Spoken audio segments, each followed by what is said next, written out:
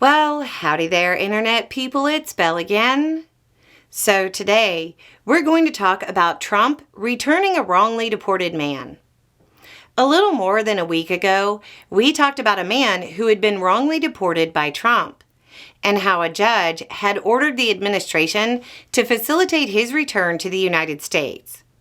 In documents, the man is identified by the letters OCG. This is a case where the judge preemptively noted how the administration had claimed it was too weak to facilitate the return of a different man because he was in the custody of another government. In the ruling, the judge wrote, quote, "The court notes that facilitate in this context should carry less baggage than in several other notable cases. OCG is not held by any foreign government. Defendants have declined to make any argument that facilitating his return would be costly, burdensome, or otherwise impede the government's objectives."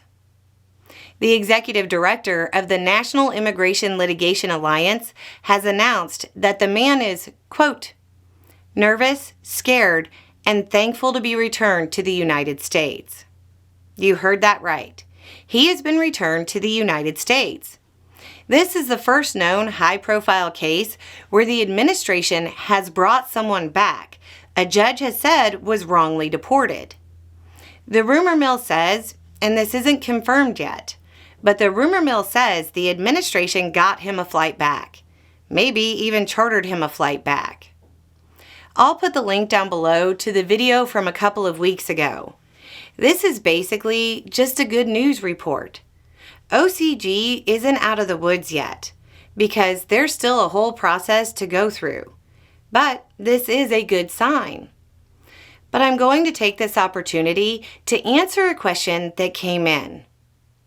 Can you please explain why you barely mentioned the Garcia case, and most of that was on the second channel, when there was a mass of public support?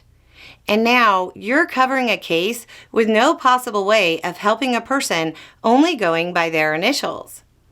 I'm not trying to be rude. I've watched the channel ever since sound only came out of one speaker.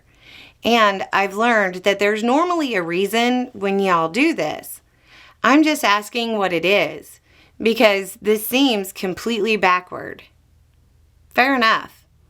The question we wanted answered, and I think most of y'all want answered too, is whether the Trump administration would comply with a court order.